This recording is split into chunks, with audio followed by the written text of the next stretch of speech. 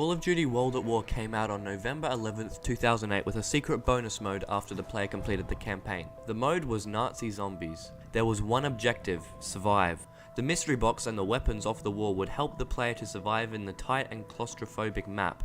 Every round the zombies' health would increase, making the mode increasingly harder as time progressed. After the success of Nocturne on Toten, new zombie maps would be included in the 3 other downloadable packages for the game. Those maps being Verrucht, Shino Numa and Darice. Each of those maps including new ways to play the mode and improving upon the last. Verrucht included the addition of the power switch, electric traps that could help the player to thin out the zombie horde, and the aid of drinkable perks such as Juggernog, Speed Cola, Quick Revive and Double Tap, each having their own individual benefits. Shino Numa included the first wonder weapon, excluding the ray gun of course, the Wonder Waft DG2, and the inclusion of a special zombie, the Hellhound, which would appear every 5 rounds. Once the player had killed all of the Hellhounds, the game would reward them with the max ammo power-up. Darice was the last of the World at War maps and would include the Pack-a-Punch machine, which would upgrade the player's weapon, and the teleportation pads around the map, which would aid the player in a quick escape.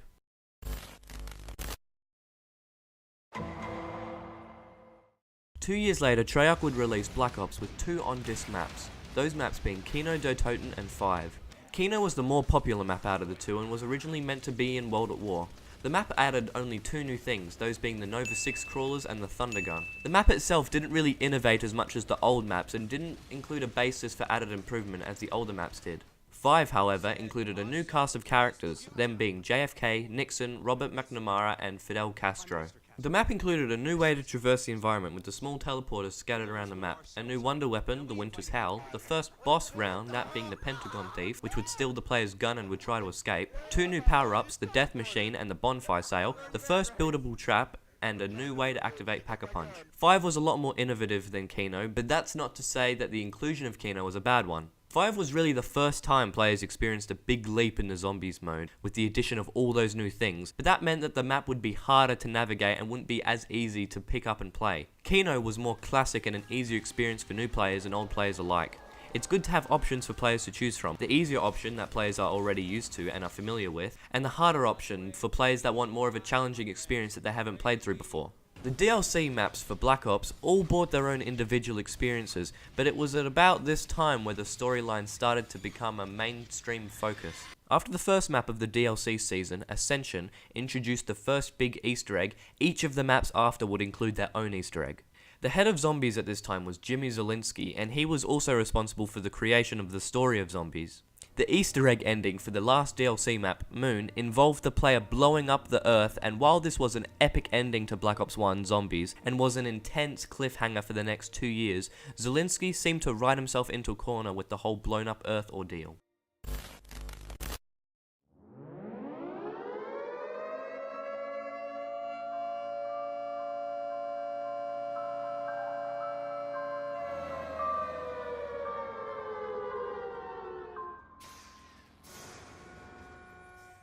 On November 12th, 2012, Black Ops 2 continued the Zombies saga with Transit. This is an example of a Zombies map that tried to innovate too much and failed trying to do so.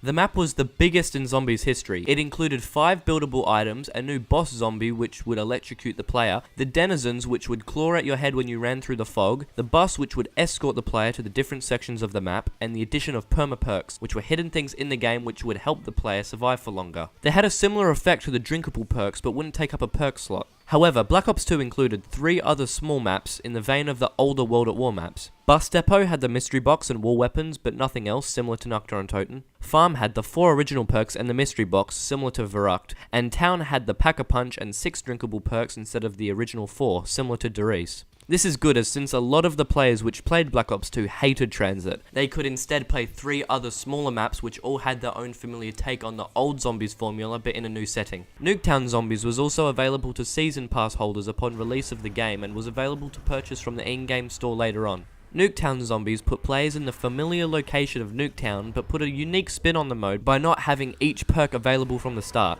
Every 5 rounds, a random perk would drop from the sky in a random spot in the map, making Nuketown Zombies a new experience every time you play it, as the player could get Juggernog at the earliest round 5 or the latest round 25. The way Zelensky rode his way out of the moon ending was that he set a new cast of characters to survive in locations on a destroyed Earth, except that this meant that the story overtook the gameplay in the fact that the maps needed to be apocalyptic but also playable. In the end, the Zelensky maps were more frustrating to the player than fun.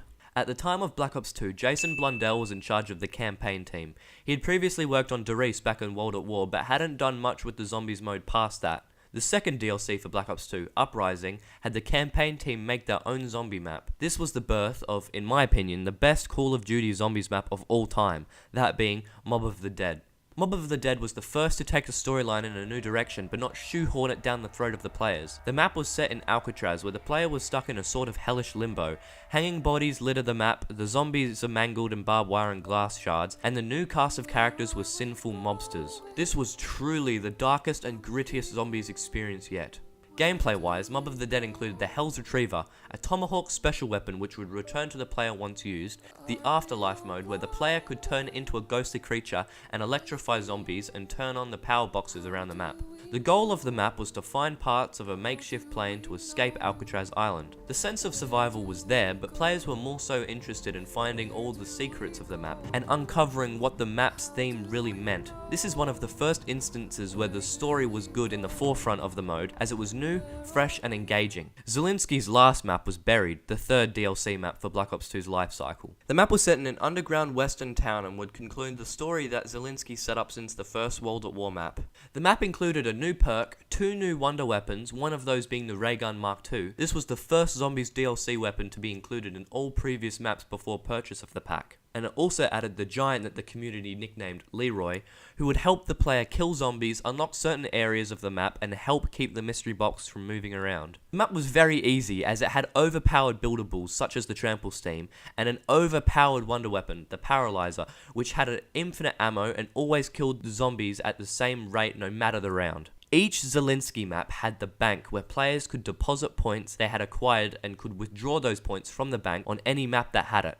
However, since Buried was so easy, players could abuse this mechanic in the game and continually deposit points into the bank. I did this firsthand, and I know how easy playing on all of the Zelensky maps are, knowing that all I need to do is go to the bank and withdraw points to upgrade all my guns and buy every perk needed. By abusing this, players can pack a punch as early as round 1 on certain maps. There's even an achievement on Buried to pack a punch on round 1. To be fair, you're not allowed to use the bank to get the achievement, but when there's mechanics in the game which let the player get an upgraded weapon as early as the first round, you have to wonder what they were thinking. I'm not trying to bash how easy it is to play on Buried, because I think there are some good innovative things about the map, such as the new Vault Trade perk, but I think if the developers of the game make it so easy just to survive and put no difficulty in doing so, what's the point in even playing it? It's like Zelensky forgot what made zombies enjoyable. It was challenging yet easy to pick up.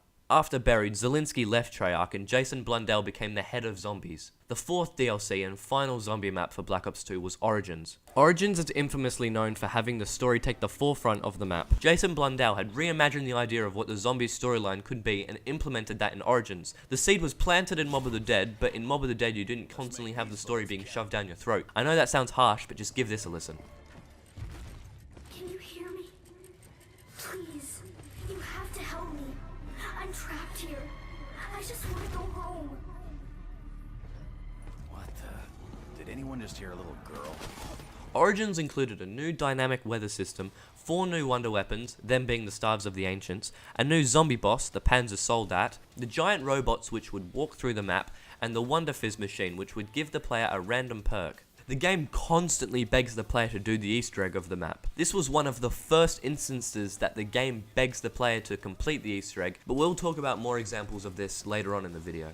Origins by all means has problems with it. Having to go on the internet every time you upgrade certain staffs, such as the fire staff, the mud that slows you down, the grappling hook from the Panzer that grabs you and pulls you toward it, and many more. The map also has its positives. It's the first time in Zombies that we see this massive all-out war setting, with the planes flying around in the sky to the massive Zeppelin flying overhead. It makes you feel like a small trooper in a big war, and it does this brilliantly. The map is also aesthetically pleasing, and it is also very satisfying to kill zombies using the staffs, and the in-game challenges are also a nice addition to the map. Black Ops 2 tried to innovate too much, and most of the new things added into the mode made maps more frustrating rather than fun. With the exception of Mob of the Dead, it feels like the developers at this point were trying too hard to try to turn the mode into something that it wasn't, and forgetting what made the mode fun originally.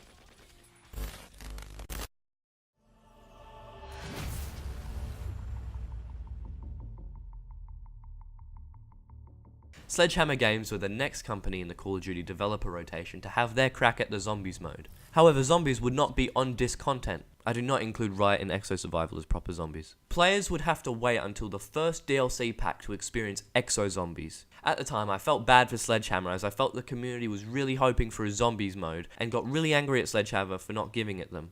But now I think they just tried to cash in on the Zombies community by including it in the DLC packs, as the maps are so poorly made for the Exo movement that the main mechanic of the mode felt more gimmicky than fun. The perks are laughably bad. I'm looking at you, Exo Slam. The special zombies were broken beyond belief. You could literally hit the box until you get the S12 and you could one-shot any zombie until any round, as that gun was insanely broken, and the wonder weapons were so underwhelming. Except they made John Malkovich look good.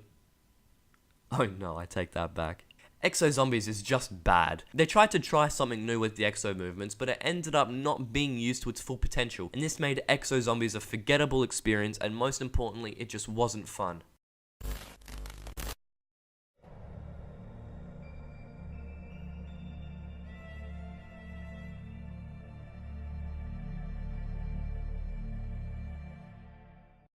Black Ops 3 was Treyarch's latest game to continue their Zombies legacy, and with Jason Blundell in charge, now it seemed that this was going to be a good year for the mode. Shadows of Evil was the on-disc map for Black Ops 3, and was arguably the most content-rich map the developers had given the Zombies community. However, since this was the only on-disc map, that made it so the casual players were forced into playing a Zombies map that was so advanced compared to the previous iterations that if they wanted to play a more simpler map, they couldn't. Except the option was there though. If you pre-ordered Black Ops 3, you could get access to the Giant, a remaster of the Zombies map Doris from World at War. But if you didn't pre-order Black Ops 3, you could purchase the Giant via the in-game store for about $10 to $15. If a developer was to put the most advanced zombie map of all time as the on-disc map, and to include a more simpler fan favorite as DLC content at launch, you would have to ask why they just didn't put it in the game for free. It seems the developers were trying to take advantage of the less experienced Zombies players by including a map like Doris as launch DLC. Imagine not buying any DLC during the Black Ops 2 lifecycle,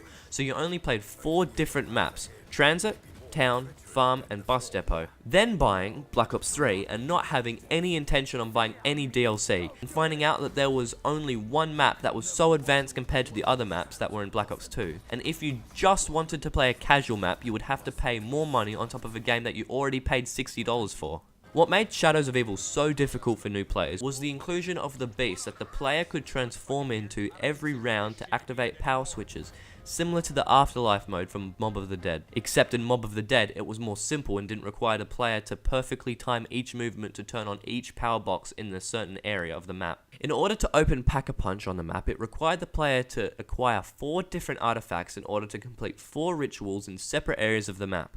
Once they do that, they need to activate one of the rifts, go through the rift. Once that's done, the player would need to go into the subway area, they'll activate the last ritual, and once that's done, then Pack-a-Punch would finally be open. Now, compared to the process of opening Pack-a-Punch in the Giant, turn on the power switch, then link 3 teleporters to the center of the map, then it's open. Black Ops 3 was officially when the storyline took over gameplay. I have no problem with a game having a story, let alone Call of Duty Zombies. I think that the storyline is really creative and interesting, but when you have 90% of the player base asking why there's 3-headed tentacle monsters in the zombie mode, I'm not sure the storytelling is going that well. Later implementations, similar to this, is the low gravity room in Drak, the gigantic spider boss in Zetsubo no Shima, the dragons in Gorod Krovi, and all the Apothicon stuff going on in Revelations. Not to say all these things make the maps bad. The low gravity room in Drak is the first time something like this has happened in Zombies. Players can run along the walls and can float around the room. The dragons in Gorod Krovi don't affect the map negatively. They set areas of the map on fire, but with the use of the zombie shield, the player can use that to protect them from the flames. The zombies also get set on fire, and once killed, deal extra damage and bring additional challenge to the map. Black Ops 3 didn't get any easier for casual zombie players. The developers made the maps bigger and more crazier than the last. This was the first Call of Duty game to include a 5th DLC, and for that it was Zombies Chronicles. 8 remastered zombie maps from World at War through to Black Ops 2 for another $50+. I feel the developers strayed so far from what Zombies originally was that people that don't usually play zombies or aren't caught up with the storyline were thinking, what happened to zombies? They released this DLC so the people that thought that could get Zombies Chronicles and not deal with all the crazy stuff that was in the new maps. Jason Blundell has said in interviews that the Zombies team tries to innovate with every new map, and try not to include much from previous maps in the new maps. But if they do this, they try to reinvent the zombie mode with each map, not build on previous ones like in World at War. Plus, if they try to add too many things into zombies, obviously people are going to dislike some of the maps.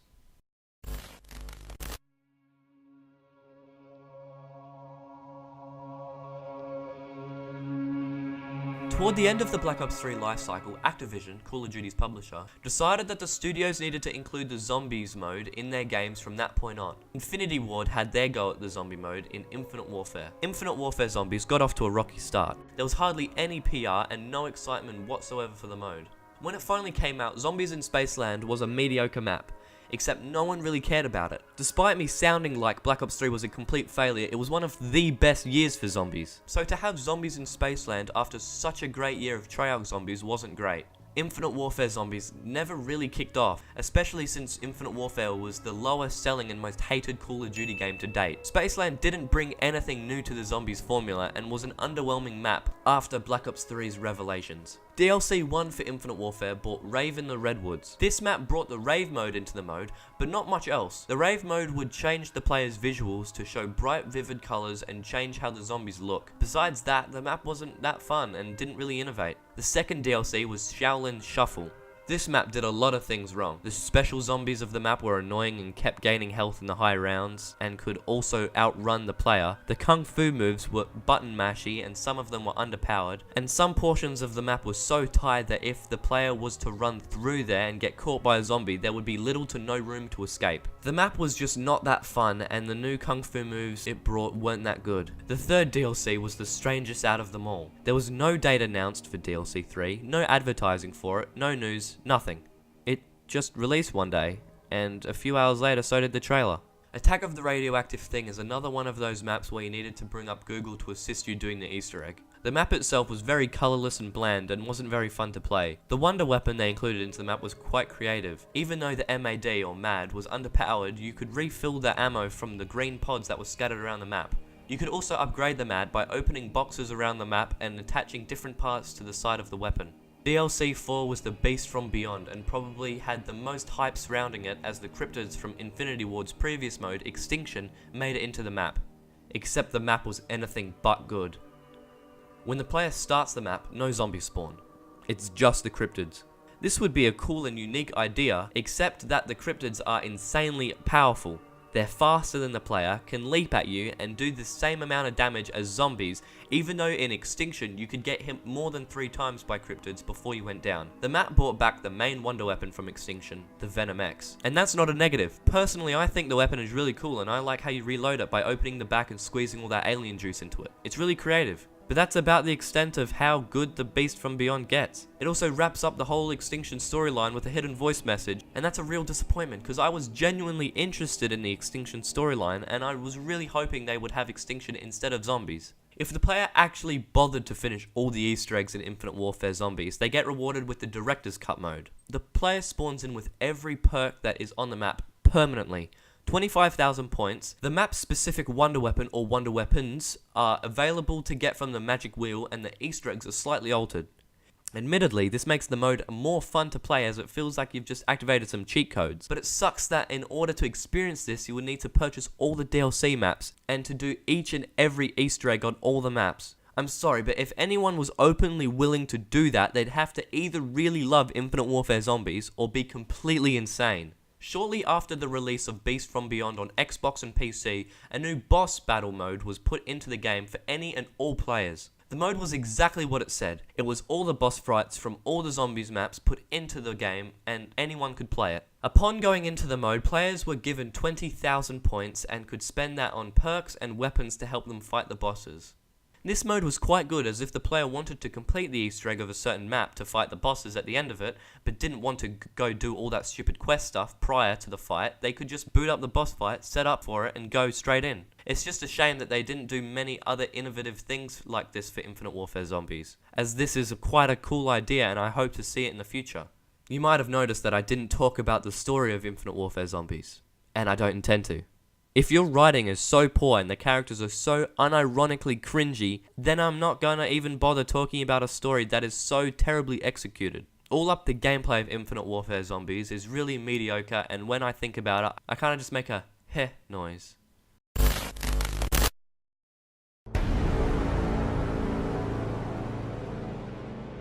Sledgehammer's latest attempt at zombies is a major improvement from Exo Zombies. World War II Zombies is the most recent addition to the zombie mode and only has one map as of now, with another soon to come. I'm glad to say that Sledgehammer did a lot of good here. The new changes to the Juggernaut perk are quite welcome. Instead of buying a perk that lets you take extra hits, now you have to purchase armor. It lets you take an additional 3 hits but doesn't regenerate those hits. Once purchased, armor gets increasingly more expensive, and that is a really good idea. It lets the player think about if they want to risk having less armor for an extended period of time, or just bite the bullet and spend more points, or in this case, jolts, to get more armor.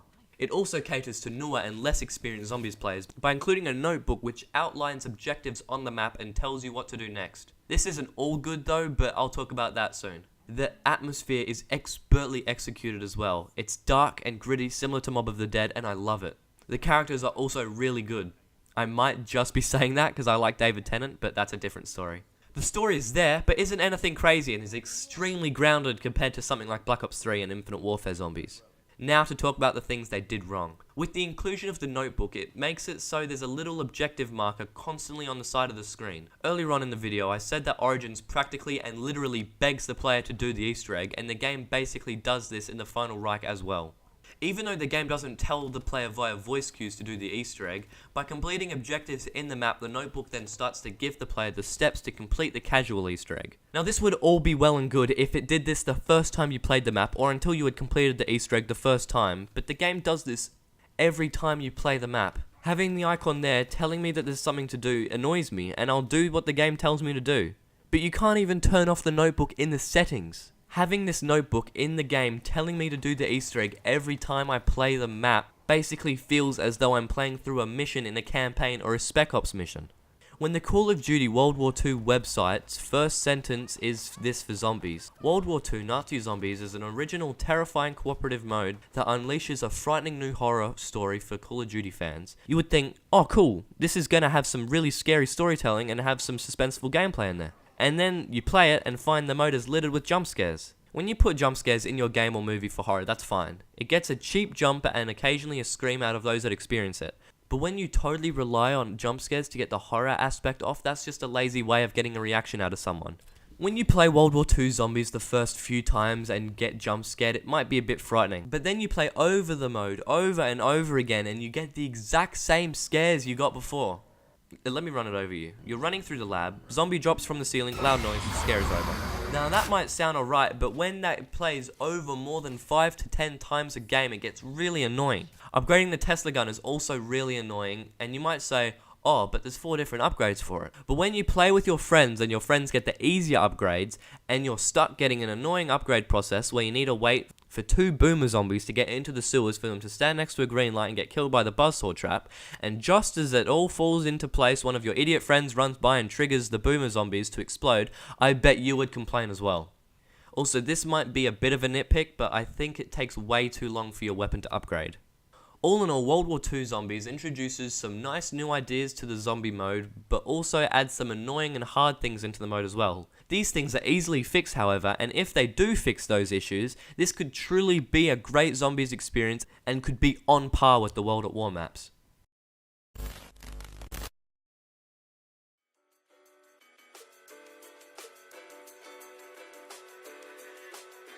Call of Duty Zombies over the years has put story over gameplay, and with that tried to add too much to the mode, and that just doesn't make it fun. Plenty of games have bad stories or just don't have stories at all but are still fun. Destiny 1 is a great example of that. But when you try too hard to tell a narrative in a video game and let the gameplay take the back seat, you really have done something wrong. As Nintendo's president Reggie put it, If it's not fun, why bother?